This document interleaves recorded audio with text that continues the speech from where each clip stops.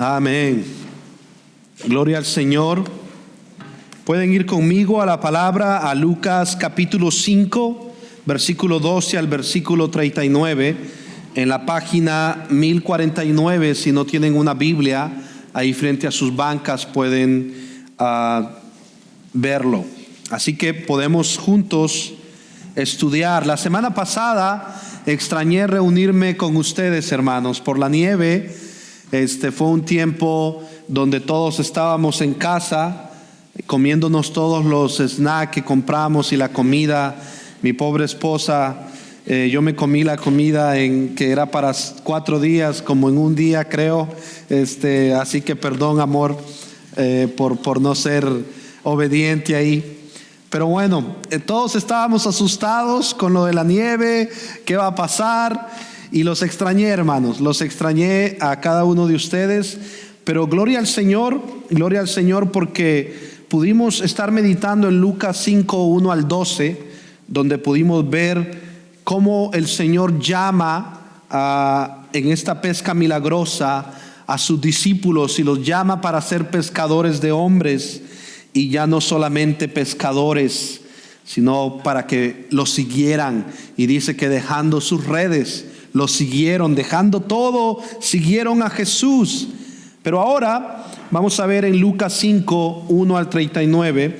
Y por propósito del pasaje, nada más voy a leer, hermanos, del versículo 33 al versículo 39, y luego voy a comenzar del 12. La palabra del Señor dice así: ellos dijeron a Jesús: los discípulos de Juan ayunan con frecuencia y hacen oraciones. Los de los fariseos también hacen lo mismo, pero los tuyos comen y beben. Entonces Jesús les dijo: ¿acaso pueden hacer que los acompañantes del novio ayunen mientras el novio está con ellos? Pero vendrán días cuando el novio les será quitado, entonces ayunarán en aquellos días. También les dijo una parábola: nadie corta un pedazo de un vestido nuevo y lo pone en un vestido viejo, porque entonces romperá el nuevo y el pedazo del nuevo no armonizará con el viejo. Y nadie echa vino nuevo en odres viejos, porque entonces el vino nuevo romperá los odres y se derramará y los odres se perderán, sino que el vino nuevo debe echarse en odres nuevos. Y nadie, después de beber vino añejo, desea vino nuevo, porque dice: el añejo es mejor. Vamos a orar. Dios y Padre, ayúdanos, Señor, a ver a Cristo, el Mesías prometido, Jesús, nuestro único Señor y Salvador, el único que puede perdonar nuestros pecados, el único que puede sanarnos, que puede limpiarnos, que puede llamarnos al arrepentimiento, de muerte a vida. Gracias, Dios. Gracias por Cristo, porque Jesús ha inaugurado el nuevo pacto donde por su sangre derramada en la cruz, Él ha venido a darnos un nuevo corazón, transformarnos, limpiarnos, purificarnos, y ayúdanos a ver eso en tu palabra hoy. Todo eso te lo pedimos, Padre, en el nombre de Cristo Jesús. Amén y amén. Todos saben que muchas veces enmendar algo, arreglar algo, lleva más trabajo. Mi mamá era costurera, y en Honduras, en ese tiempo, las máquinas eran con pedal. No sé si se acuerdan de esas máquinas con pedal. Y yo me acuerdo que ella hacía mantas, ella hacía canastitos y me enviaba a venderlas a mí en la comunidad. Hacía para poner tortillas. Y lo que más me sorprende es cuando remendaba algo. Remendar significa intentar parchar, reparar, intentar arreglar algo. Pero ese remiendo tenía que ser muy bueno alguien para que no se notara, el problema. Y luego quizá ese remiendo se volvía a arruinar en ese mismo lugar. Pero aquí hoy vamos a ver que Jesús vino. Él no vino a parchar, Él no vino a remendar, Él vino a transformar, a hacer nuevo. Él vino donde había algo malo. Él vino a hacer algo bueno. Él vino a purificar, Él vino a salvar, a perdonar.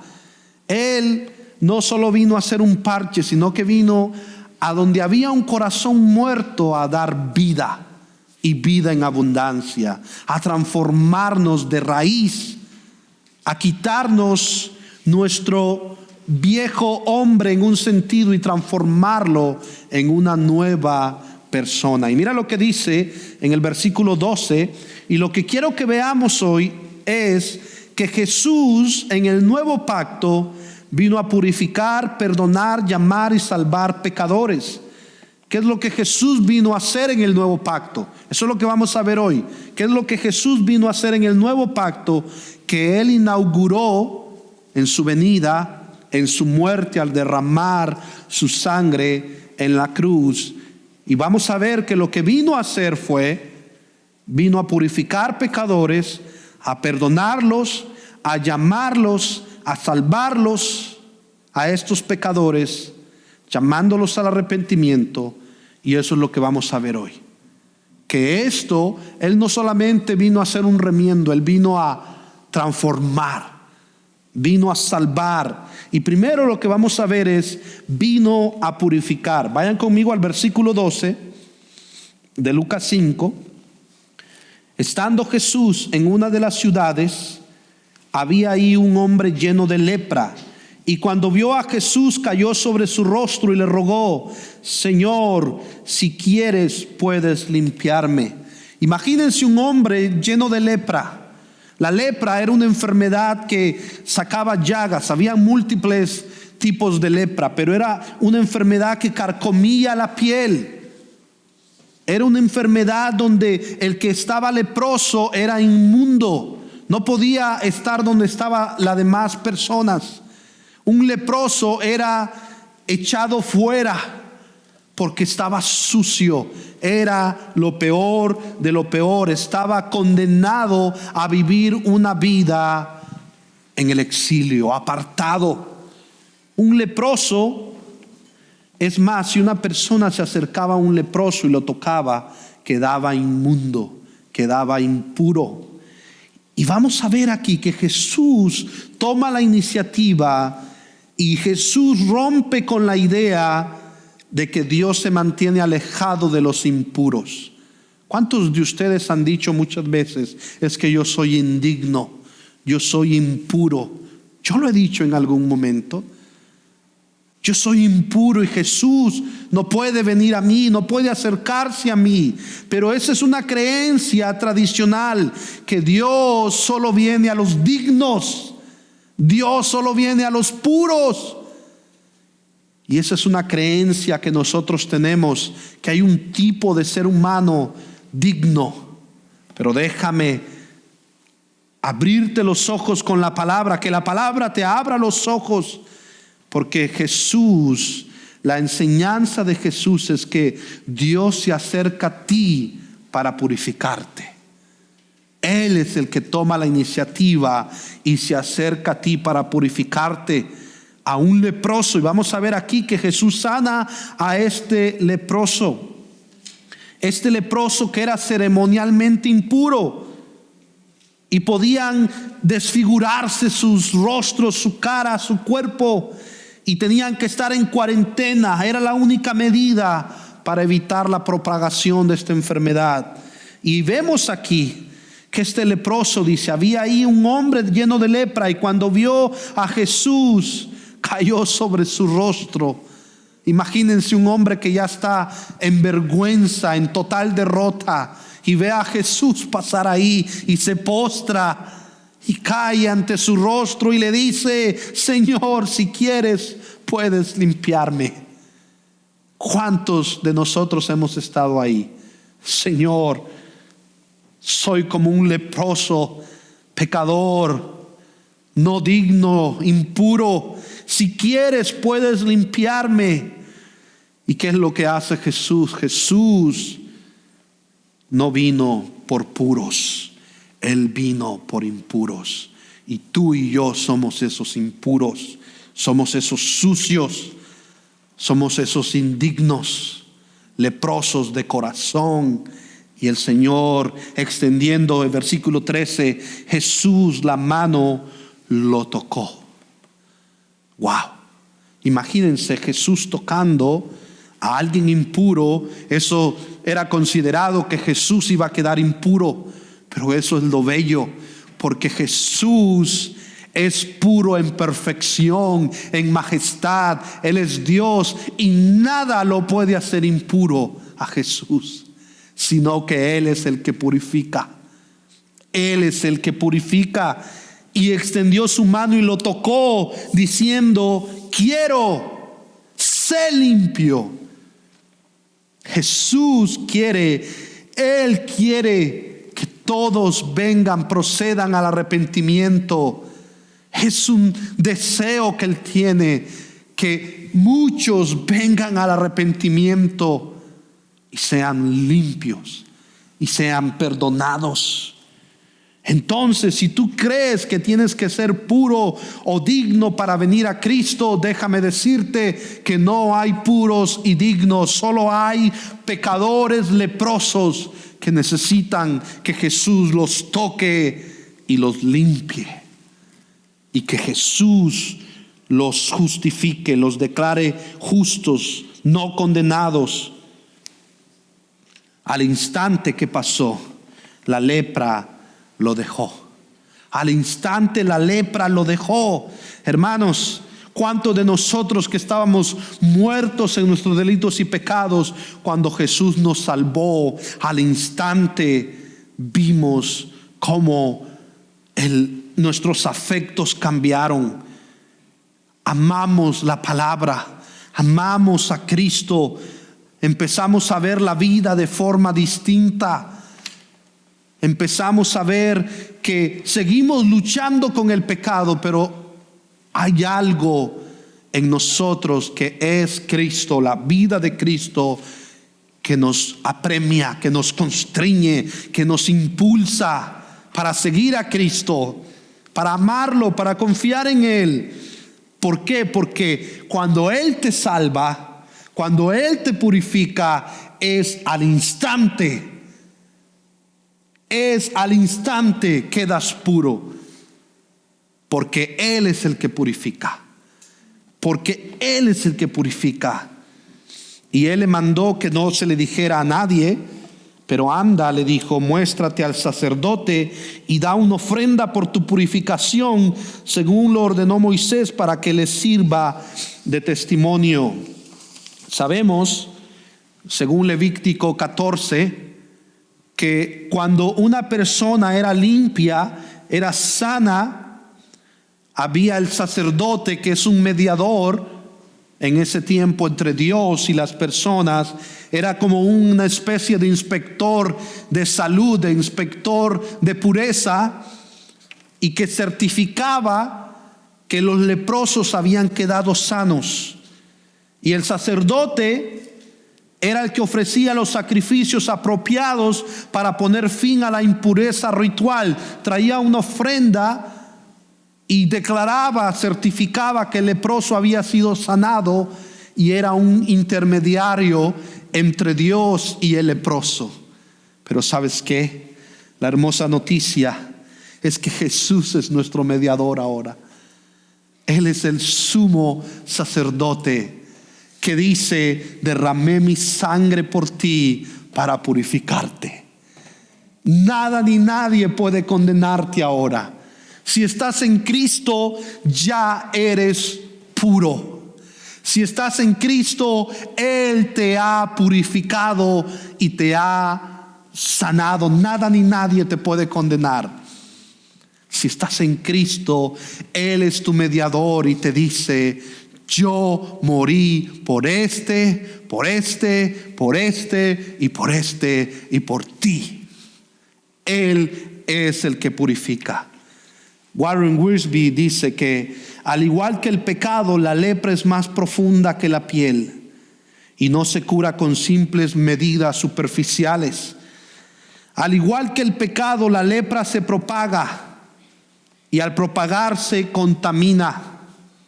Debido a su impureza, la persona con lepra debía ser aislada fuera del campamento, y los pecadores perdidos un día serán aislados en el infierno. Todos aquellos que Cristo no los purifique serán aislados totalmente por la eternidad en el infierno. Las personas con lepra eran consideradas como muertas, y las prendas infectadas con lepra solo servían para ser quemadas. Qué importante es que los pecadores perdidos confíen en Jesucristo y se liberen de su lepra. Tú y yo, si no estamos con Cristo, tenemos una lepra espiritual que carcome todos nuestros huesos, que carcome todo nuestro ser. Vivir en oscuridad es como andar en la plena luz del día, sin propósito, sin sentido. Vivir en un mundo con una lepra por el pecado es como vivir un muerto en vida. Es como un zombie que vive, pero no tiene propósito y no tiene vida. Es alguien que está muerto.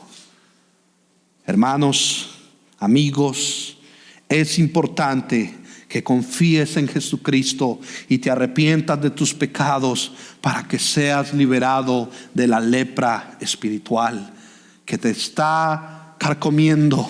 Y si ya estás en Cristo, no vuelvas, no juegues con el pecado, porque el pecado destruye.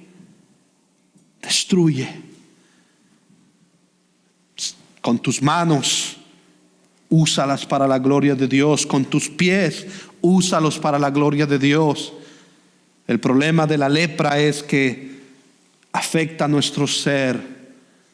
Yo he conocido, a mí me gusta el soccer, el fútbol, y yo he conocido amigos que no se cuidaron, no sé, un callo o algo, o se golpearon la rodilla y ya no pueden jugar. ¿Y cómo sufren? Sufren porque aman el fútbol. Yo también lo amo, me gusta jugar, pero el problema es que si no nos cuidamos y jugamos con el pecado, quedamos inservibles y ya no podemos. Hermanos, el Señor quiere usarnos, y la Biblia dice que si nos limpiamos de el remanente del pecado, podemos ser útiles para el Señor. ¿Quieres ser útil para el Señor? ¿Quieres ser un pescador de hombres? ¿Quieres traer gloria a tu Rey? Deja que el Señor te purifique completamente con su palabra. A través del Espíritu Santo te purifique como un crisol. En un crisol el oro es pasado por fuego, es probado, es purificado en un crisol a altas temperaturas. ¿Para qué? Para que quede el mineral precioso y puro.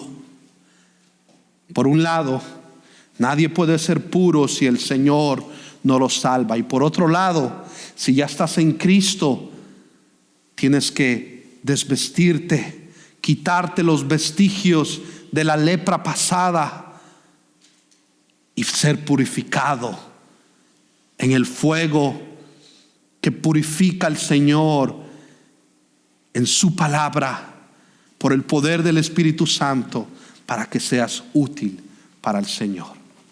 Y puedes, así como este leproso lo fue y como nosotros nos salvó. Versículo 15, su fama se difundía cada vez más y grandes multitudes se congregaban para oír a Jesús y ser sanadas de sus enfermedades. Pero con frecuencia él se retiraba a los lugares solitarios y oraba. Vemos que Jesús seguía sanando, y grandes multitudes, algunos lo seguían porque les daba de comer, porque hacía milagros, pero otros creían en él y lo querían escuchar. Y con frecuencia vemos que un patrón en la vida de Jesús es que Él se retiraba a lugares solitarios y oraba. Y algo que me llama la atención es que Él oraba en dependencia para hacer la voluntad de su Padre. Siempre era algo reiterativo en Jesús. Se enfocaba en la misión.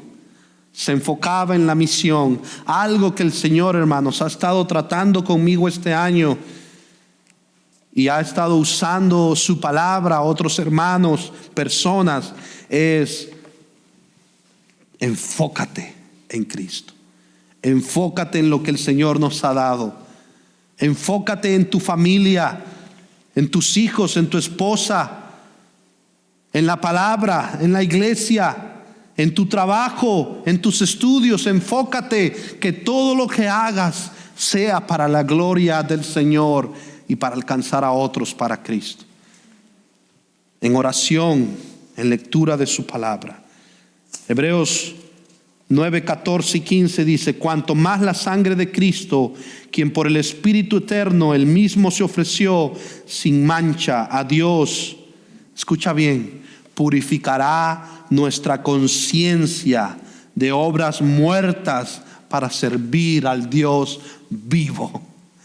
Él puede purificarte de obras muertas que al final son obras que parecen buenas pero no lo son. Hermanos, tenemos solo una vida, dijo C.T. Stott. Tenemos solo una vida que pronto pasará, y solo lo que hacemos en Cristo perdurará. Hermanos, yo no sé tú, pero yo ya voy a cumplir 36 y la gente dice que los 50 es la mitad de la vida, pero yo siento que estoy en la mitad. Si llego a los 70 va a ser un milagro del Señor. En serio. Y yo me pongo a pensar y digo, hay que hacer algo para Cristo. Y ese es mi ánimo. Tenemos que hacer algo para Cristo. Y lo estamos haciendo por su gracia y para su gloria. Y queremos animarnos a eso. Pero no lo podemos hacer separados de caminar en santidad y en pureza al Señor. Y Jesús lo ha hecho posible. Versículo 15 de Hebreos 9. Por eso Cristo es el mediador de un nuevo pacto. Él es el mediador de este nuevo pacto, a fin de que, habiendo tenido lugar una muerte para la redención de las transgresiones que se cometieron bajo el primer pacto, los que han sido llamados reciban la promesa de la herencia eterna. Hermanos, R.C. Sproul dice: obras muertas no se trata de las obras de la ley que son inútiles para la justificación, sino de las acciones pecaminosas que merecen la maldición de muerte del pacto. Vemos que somos condenados por nuestro pecado.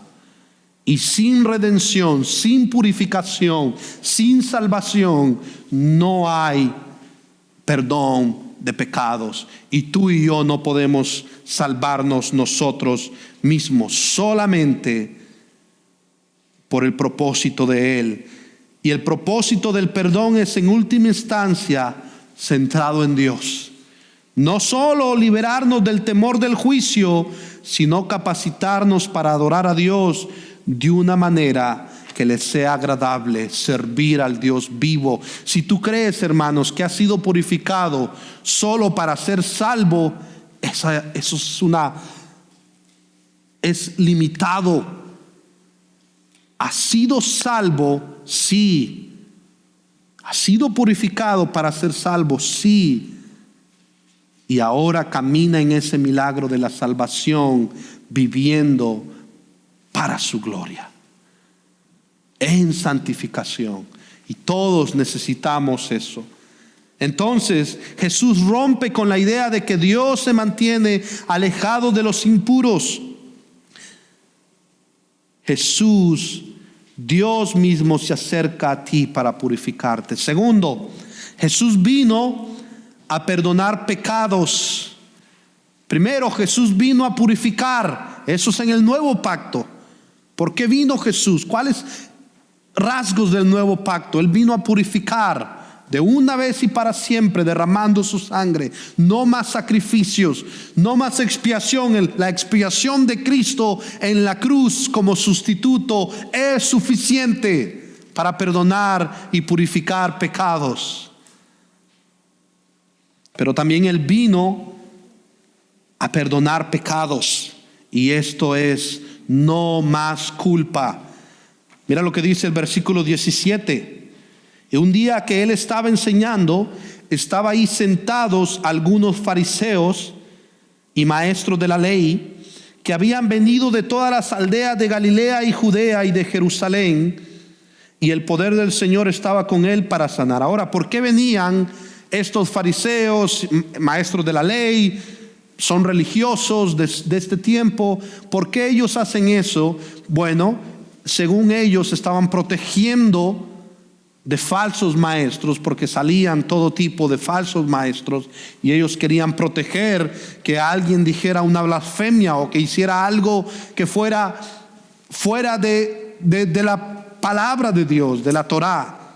En un sentido tenían buenas intenciones, pero lo habían llevado al extremo de la tradición, religiosidad. Estaban ciegos. Entonces Jesús, el Señor, dice, el poder del Señor estaba con Él para sanar. Y unos hombres trajeron en una camilla a un hombre que estaba paralítico, y trataban de meterlo y ponerlo delante de Jesús. No hallando cómo introducirlo debido a la multitud, subieron a la azotea y lo bajaron con la camilla a través del techo, poniéndolo en medio delante de Jesús. Estos amigos trajeron este paralítico. En ese tiempo las casas eran así como cuadradas, y subían por unas gradas. La azotea era plana. Abrieron, hicieron un hoyo, lo trajeron. Al ver Jesús, dice, la fe de ellos, dijo: hombre, tus pecados te son perdonados. Qué buenos amigos estos. Hermanos, algo que hablábamos con mi esposa es que ocupamos amigos, hermanos en Cristo, no solo que se interesen por preguntas básicas de nuestra vida, sino que nos animen también en otras áreas, y que estén en momentos difíciles. Y todos necesitamos eso. Todos necesitamos crecer en eso, en cómo ser buenos amigos, en cómo ser buenos hermanos en Cristo. Y estos amigos llevaron a este paralítico en su camilla, lo metieron en el techo, rompieron el techo, lo metieron por el techo, y Jesús le dijo, al ver la fe de ellos, dijo: hombre, tus pecados te son perdonados. Hermanos, el paralítico no podía acercarse a Jesús por sí mismo. El paralítico no podía caminar. Estaba paralítico. Pero estos hombres, estos amigos, son un ejemplo de cómo los amigos deben ayudar a los pecadores necesitados a llegar al Salvador. Si tú tienes amigos, apúntalos a Cristo. Apúntalos a Jesús. Conecta con ellos. Jesús es el único que tiene poder para perdonar pecados. No un sistema religioso, no un sistema de reglas. Solamente Jesús puede perdonar pecados. ¿Por qué? Porque Él es Dios. Ahora, ¿se fijan ustedes que Jesús comenzó diciendo: tus pecados te son perdonados? Luego los sana. Pero otra vez, hermanos, yo lo dije hace 2 semanas, la sanidad para Dios, eso son cosas pequeñas. Él puede sanarnos si Él quiere, cuando Él quiera, en el momento que Él quiera. Pero ¿hay algo imposible para Dios? Nada hay imposible para Dios. La salvación es imposible para nosotros. Que nosotros nos podamos salvar a nosotros mismos es imposible. Solo Dios puede perdonar pecados. Y eso es lo que les molestó a los fariseos y los escribas. Versículo 21. Entonces los escribas y fariseos comenzaron a razonar diciendo: ¿quién es este que habla blasfemias? ¿Por qué dice que habla blasfemias? Porque se estaba haciendo como Dios.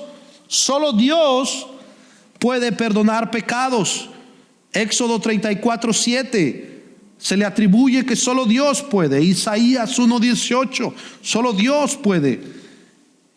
Y lo acusan de blasfemia. Y eso es una conclusión lógica si vemos, pero lo que ellos no pueden ver es que Jesús es Dios. No saben de dónde viene. Ellos solo ven, como en Juan le dice, que nació de María y de José, que vino de María y de José, que ellos son sus padres. Solo saben geográficamente, pero no saben que ha venido del Padre, que ha sido enviado del Padre, que es Dios Hijo encarnado. ¿Quién puede perdonar pecados si no solo Dios?, le preguntan. Conociendo Jesús sus pensamientos, les respondió: ¿por qué razonan en sus corazones? ¿Por qué razonan en sus corazones? Y Jesús les hace esta pregunta: ¿qué es más fácil decir, tus pecados te son perdonados, o decir, levántate y anda? ¿Qué es más fácil decir?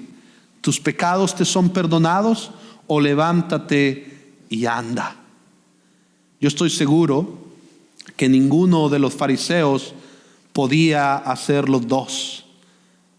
Ninguno de los dos. ¿Sabían ustedes que Satanás falsifica milagros? Él no hace milagros. Él falsifica milagros.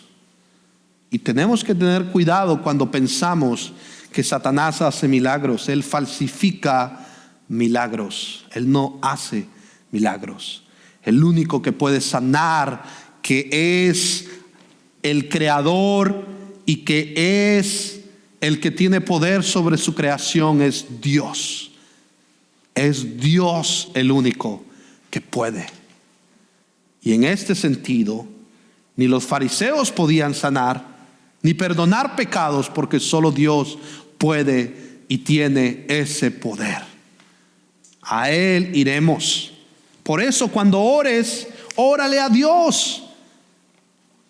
Habla con Él. Por eso nosotros, hermanos, yo no creo eso de estarle arrebatando a Satanás y orándole y decretándole a Satanás, arrebatándole cosas a Satanás. Yo no tengo nada que arrebatarle y creer y hablarle a Satanás de eso. Yo oro a Dios.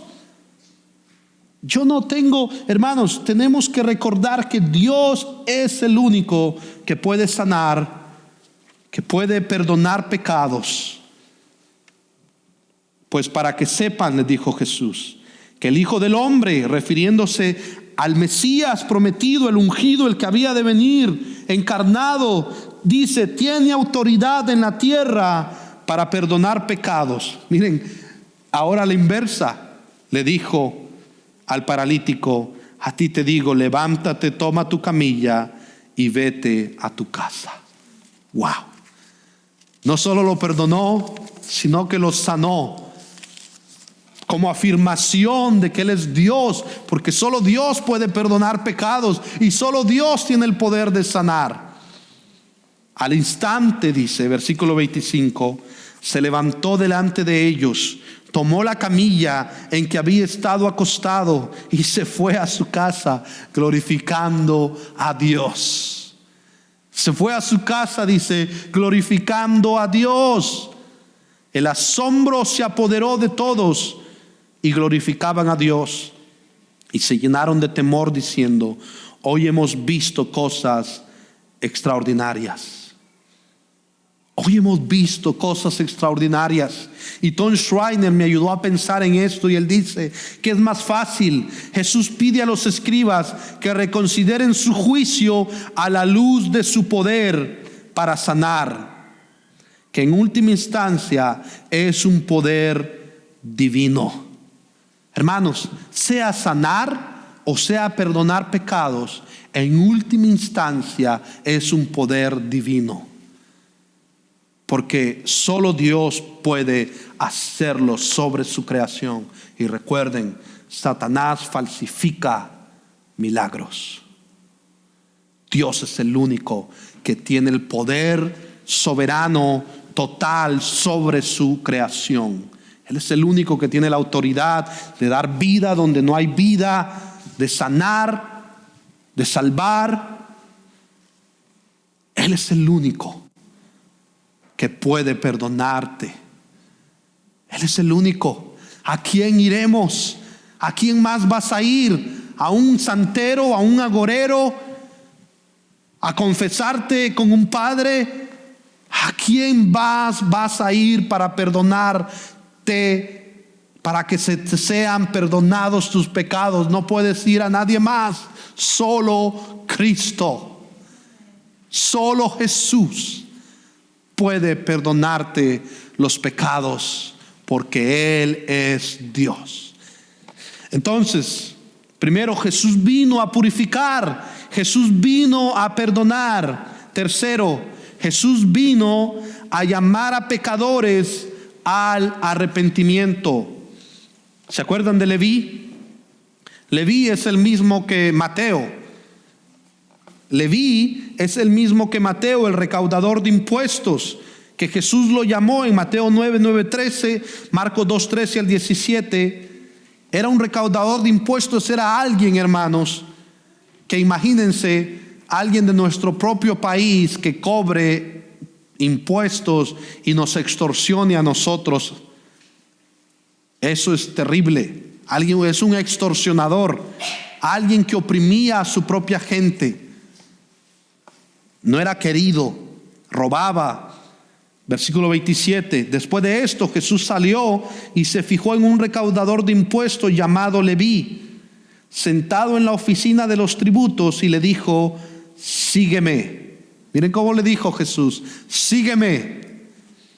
Y él, dejándolo todo, se levantó y lo seguía. ¿Cómo dices tú? ¿Cómo alguien que está ahí, Jesús le dice: sígueme, y lo sigue? Hermanos, Él es Dios.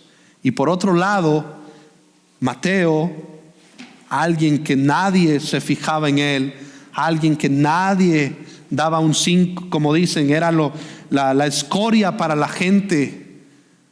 No porque no tenía dinero, sino porque robaba dinero. Jesús también se fijó en él y lo llamó. Hermanos, Jesús no llama a la crema innata. Jesús llama a pecadores como tú y como yo a que lo sigamos. Jesús llama a pecadores al arrepentimiento. Ahora, Leví le ofreció un gran banquete en su casa, y había un grupo grande de recaudadores de impuestos y de otros que estaban sentados a la mesa con ellos. Y los fariseos y sus escribas se quejaban a los discípulos de Jesús.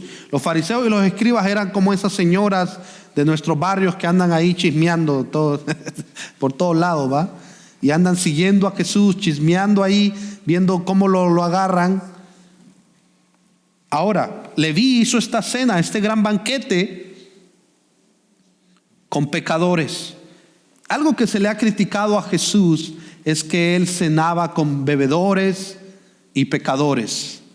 Es cierto, hermanos, es cierto.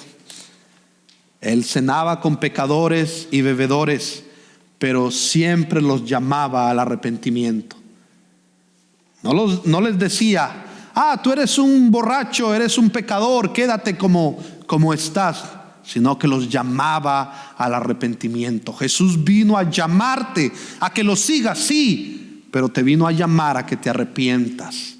¿Dónde dice eso en la Biblia, pastor? Bueno, sigan leyendo conmigo. Y los fariseos y sus escribas se quejaban a los discípulos de Jesús diciendo: ¿por qué comen y beben ustedes con los recaudadores de impuestos y con los pecadores? Jesús les respondió: los sanos no tienen necesidad de médico, sino los que están enfermos. No he venido a llamar a justos, sino ¿a qué? A pecadores al arrepentimiento. Hermanos, si usted come con su amigo, si usted comparte con su amigo que no es cristiano, está bien. pero tenemos que ser sal y luz ahí. Con prudencia, con sabiduría, con valor, llamarlos al arrepentimiento.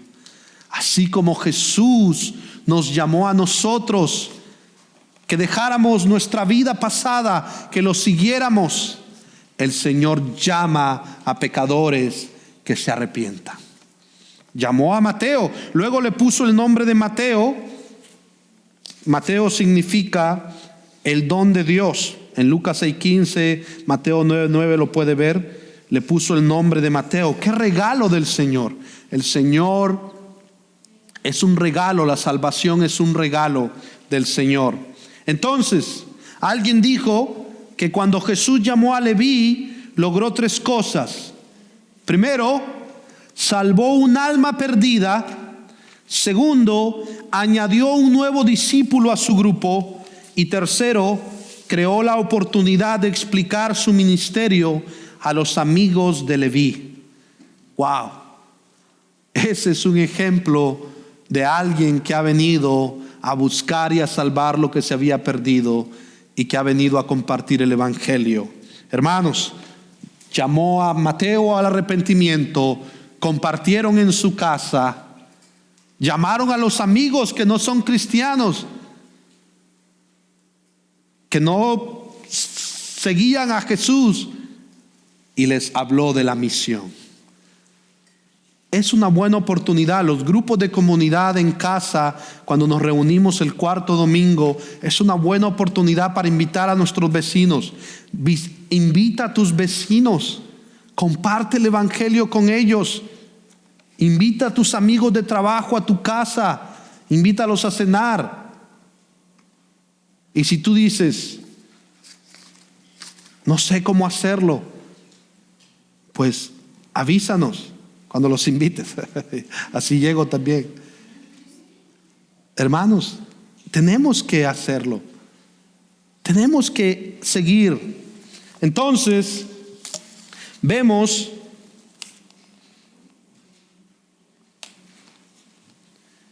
aquí que Jesús, los escribas y los fariseos veían a Mateo y a sus amigos como pecadores condenados, pero Jesús los veía como pacientes que necesitaban ser llamados al arrepentimiento.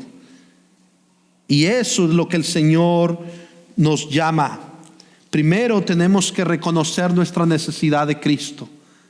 Segundo, seguirlo, arrepentiéndonos de nuestros pecados, dejándolo todo y siguiendo a Cristo y compartiendo con otros a Cristo. Entonces, hermanos, por último, primero, Jesús vino, en el nuevo pacto vemos, a purificarnos. Él vino a purificar a los impuros. Jesús vino a perdonarnos. Jesús vino a llamar a pecadores al arrepentimiento. Y por último, quiero que veamos aquí que Jesús es el evangelio, la esperanza del nuevo pacto. Ya llegó y es Jesús.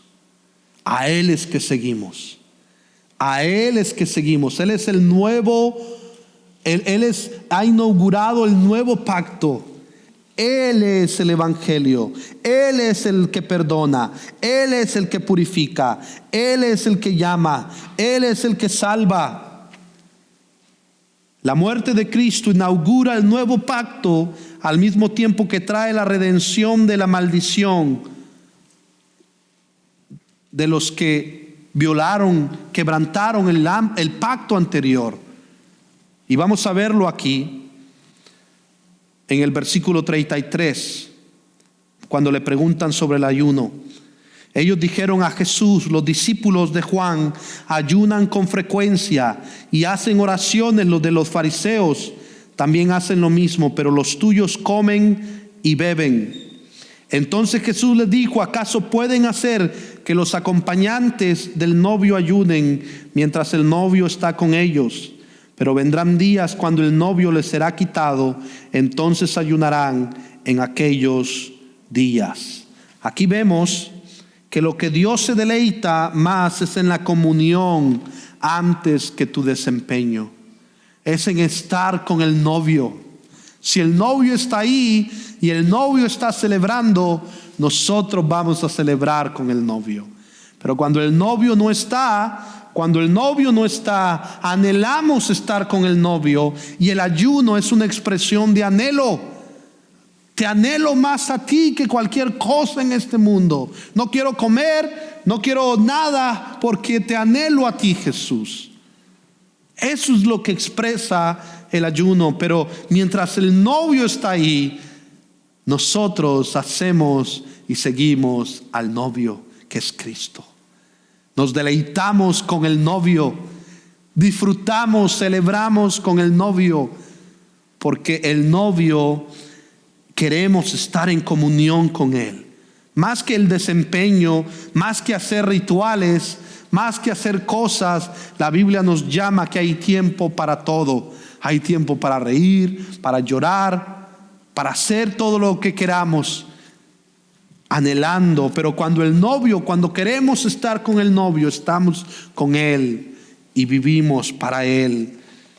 Y vemos que el único ayuno prescrito en la ley era el día de la expiación, en Levítico 23-27, pero las personas religiosas ayunaban en otros días. Jesús no ordenó, dice, ayunos, aunque Él mismo ayunó, lo vemos en la palabra, y lo permitió entre sus seguidores. Entonces, este anhelo, esta comunión con el Señor Jesús es la esperanza, y la esperanza ya había llegado. El nuevo pacto ya iba, el reino de Dios se había acercado, y el nuevo pacto iba a ser inaugurado en la muerte de Cristo. El nuevo pacto de que Dios iba a enviar un Mesías prometido, que iba a enviar al Mesías. Y si ven en Jeremías 31, versículo 33, dice: porque este es el pacto que haré, hablando del nuevo pacto, con la casa de Israel, después de que aquellos días, declara el Señor, pondré mi ley dentro de ellos, y sobre sus corazones le escribiré. Entonces yo seré su Dios y ellos serán mi pueblo. Hablando de la transformación del corazón de piedra por uno de carne, donde hay vida, donde el Espíritu Santo vendrá a morar en el creyente, que se cumple en Pentecostés. Hermanos, este es el nuevo pacto, donde Cristo, derramando su sangre en la cruz, lo inaugura, para que todos aquellos que crean y se arrepientan y vean a Jesús sean perdonados, purificados, salvados, y que el Espíritu Santo ahora venga a morar en el creyente. Y Jesús sigue diciendo, también les dijo una parábola: nadie corta un pedazo de vestido y lo pone en un vestido viejo, porque entonces romperá el nuevo, y el pedazo nuevo no armonizará con el viejo. Y nadie echa vino nuevo en odres viejos, porque entonces el vino nuevo romperá los odres y se derramará, y los odres se perderán. Aquí está hablando, hermanos, primero vemos que está hablando de la vestidura. Jesús no vino, como empecé en la historia, a remendar lo viejo, vino a dar lo nuevo. Él no vino a remendar, hermanos, a parchar. Él vino a darte un nuevo corazón. Él vino a transformarte. Y si eso lo crees, podemos andar en victoria en Cristo. Pero se requiere que lo creas, que te recuerdes el Evangelio cada día y que vivas para Cristo. Y en ese sentido, lo del vino nuevo, también vemos que primero lo del remiendo, vemos la ropa. Tú no pones un remiendo nuevo en ropa vieja, y muchas personas tienen una religión hecha a su medida en lugar de confiar en Cristo para obtener la túnica de salvación que Él da por gracia, esa ropa nueva que Él te da. Y los fariseos, ellos querían seguir en su molde de tradición, de reglas, de sistema, pero Cristo vino a romper el molde en un sentido, trayendo perdón. Los odres, el odre era algo que se usaba para transportar agua, hecho de cabra, de piel de cabra, y si se ponía vino nuevo se estiraba y salía, muchas veces se rompía. Y vemos que este vino nuevo, como alguien dijo, si se vierte vino sin fermentar en odres viejos y frágiles, el gas lo reventará y se perderán tanto los odres como el vino. Ahora, la nueva vida del Espíritu no podía ser forzada en los viejos odres del judaísmo. Jesús estaba revelando que la antigua religión judía estaba envejeciendo y pronto sería reemplazada. La mayoría de los judíos prefirieron lo antiguo y rechazaron lo nuevo. Por eso dice ahí en el versículo, en el último versículo, y nadie después de beber vino añejo desea vino nuevo, porque dice el añejo es mejor. Se estaban aferrando a la tradición, a lo antiguo. Pero Jesús vino como el vino nuevo a traer salvación por gracia a través de la fe. Y vemos que aquí ellos no querían recibir al Mesías, no querían recibir el vino nuevo, a Cristo, en un sentido, usando esta metáfora. Y vemos que aquí ahora nosotros podemos por Cristo caminar en este nuevo milagro, en la salvación por Cristo. Hermanos, termino con esto. Las cosas de la ley ceremonial, todo lo que Cristo hizo, lo cumplió. Él cumplió la ley a cabalidad. Ya no hay necesidad de sacrificios, sacerdotes como en el tiempo judío, templos ni ceremonias. Ahora nosotros, hermanos, podemos ser un sacrificio vivo, santo, espiritual, al Señor. Y ahora todo el pueblo de Dios es un sacerdocio que ofrece sacrificios espirituales al Señor. Dice, ahora el Señor anhela adoradores en espíritu y en verdad. Adoradores que el Espíritu Santo mora, adoradores del nuevo pacto, que ahora han sido salvos por Cristo y que con el Espíritu Santo adoran en espíritu y en verdad al Señor. Eso es lo que el Señor quiere. Adoradores no justos en su propia justicia, sino justos por la justicia de Cristo en la cruz. El justo muriendo por injustos. ¿Qué es lo que Jesús vino a hacer entonces?